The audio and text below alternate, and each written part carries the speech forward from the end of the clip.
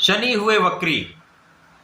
प्रिय दर्शकों, नवग्रहों में न्यायाधीश शनिदेव जो कर्म प्रधान देव हैं, कर्मों के अनुसार ही आकलन करते हुए ये समस्त फल की प्राप्ति कराते हैं। 13 जुलाई से ये वक्री अवस्था में आ जाएं।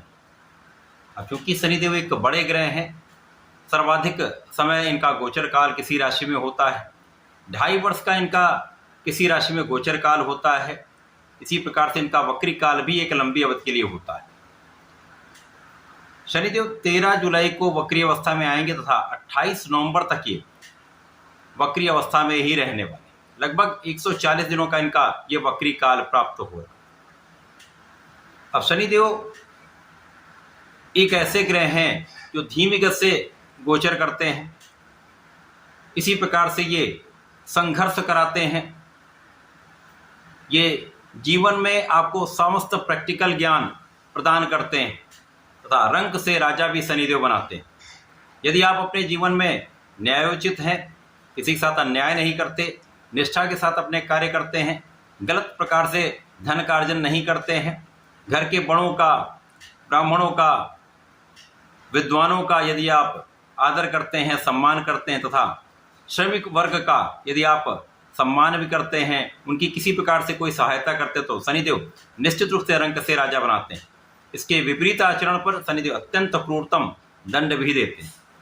अब शनिदेव जो वर्तमान समय में मीन राशि में गोचर कर रहे हैं और मीन राशि में इनका ये गोचर काल 2.5 वर्ष का है।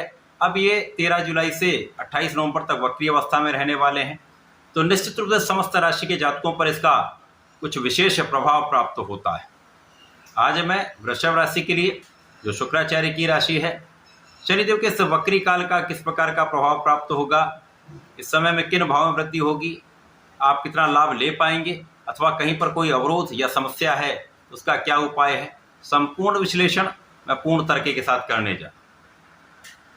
प्रिय दर्शकों, इस राशिफल को आप अपने लग्न तथा राशि दोनों के अनुसार देख सकते हैं। वृषभ राशि शुक्राचार्य की राशि होने के कारण ये शनि की मित्रवत राशि है तथा वृषभ राशि के लिए शनिदेव अत्यंत विशिष्ट भाव के स्वामी हैं, भाग्य तथा कर्म के स्वामी। यदि इस समय हम अवलोकन करें तो शनिदेव लाभ भाव में गोचर कर रहे हैं। भाग्य कर्म के स्वामी होकर लाभ भाव का गोचर अत्यंत विशिष्ट प्रभाव देने वाला है, कुछ विशेष योग बना रहा है। अब जब ये वक्री होंगे अर्थात इनका गमन एक राशि पीछे की ओर होने लगेगा, तो जब ये मीन से कुंभ राशि की ओर गमन करना प्रारंभ करेंगे 28 नवंबर तक ये 0 डिग्री तक पहुंच जाएंगे। इस प्रकार से बहुत कुछ इनका प्रभाव लाभ पर भी होगा, आपके कर्म पर भी होगा, जो अत्यंत विशेष प्रभाव देने वाले। तो वृषभ राशि के जातकों के लिए बड़े लाभ का योग बन रहा है।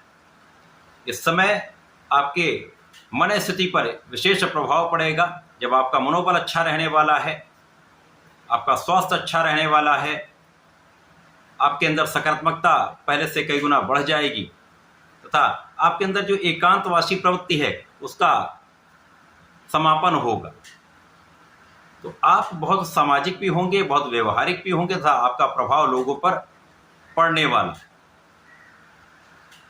शनिदेव के इस वक्री काल में जिस भाव में शनिदेव होते हैं उस भाव को तो प्रबल कर ही रहे हैं, तो लाभ की स्थिति आपकी बहुत अच्छी रहने वाली। यहाँ पर कोई संदेह नहीं है, आपके लाभ भाव में पहले से कई गुना वृद्धि हो जाए तथा ज्योतिष में वक्री ग्रह को बलवान ग्रह माना गया। अब शनिदेव यहाँ पर कारक होते हुए, 2 विशिष्ट भाव के स्वामी होते हुए इनकम के हाउस में होकर महाबलवान स्थिति बना रहे हैं। तो यहाँ पर आपके लाभ की स्थिति पहले से कई गुना बढ़ जाए, आपकी इच्छाओं की पूर्ति हो जाएगी। जो आप चाह रहे हैं विशेष रूप से उन समस्त भावों की सिद्धियां यहाँ पर प्राप्त होने वाली, कार्य सिद्ध होने वाले। जो जातक पढ़ाई कर रहे हैं, एजुकेशन ले रहे हैं, उनकी जो पढ़ाई में सफलता के लिए जो कामना है वो पूर्ति होगी। इसी प्रकार से जो जातक धन प्राप्ति की इच्छा रखते हैं, उनकी धन प्राप्ति की इच्छा यहाँ पर पूर्ण होगी। भाग्य के साथ के कारण ये समय आपके लिए विशेष हो जाएगा। इस समय आपका किया हुआ परिश्रम संपूर्ण रूप से फलीभूत होगा। इस समय आप धर्म के मार्ग पर भी चलेंगे। जब आप धर्म के मार्ग पर चलते हैं तो शनिदेव का पूर्ण प्रभाव आप पर होता है। आपके लिए शनिदेव रास्ते बनाते जाते हैं, आपके लिए अवसरों की वृद्धि कर देते हैं। तो शनिदेव के प्रभाव के कारण इस समय आपके कार्य क्षेत्र में, आपके व्यापारिक क्षेत्र में, आपके नौकरी क्षेत्र में, आपके प्रोफेशन में नए अवसर प्राप्त होंगे। नौकरी में पदोन्नति का योग बन सकता है। नौकरी में मन चाहा आपको स्थानांतरण प्राप्त हो सकता है। नौकरी में इंक्रीमेंट अच्छा लगेगा तथा व्यापार में विस्तार का संपूर्ण योग यहाँ पर बन रहा। इसी प्रकार से आपके प्रोफेशन में आपका जो अपना काम, उसमें नए अवसरों की वृद्धि हो सकती है, जिसका एक अच्छा लाभ आप लेने वाले। अब शनिदेव की 3 दृष्टियां हैं। शनिदेव का प्रभाव आपकी ज्ञान की विशिष्टता प्रदान करने वाला है। ज्ञान शिक्षा में आपको संपूर्ण लाभ देने वाला है। केवल अपने आलस्य का त्याग करें, अनुशासित रहें, क्योंकि शनिदेव अनुशासन के भी कारक हैं। तो यदि आप अनुशासित रहते हैं, अपने कामों को सही ढंग से सही समय पर करते हैं, तो कोई शक्ति आपको आगे बढ़ने से रोक नहीं सकती, आपको सफल होने से कोई रोक नहीं सकता।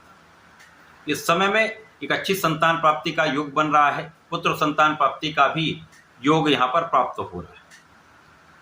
इस समय में शनिदेव का प्रभाव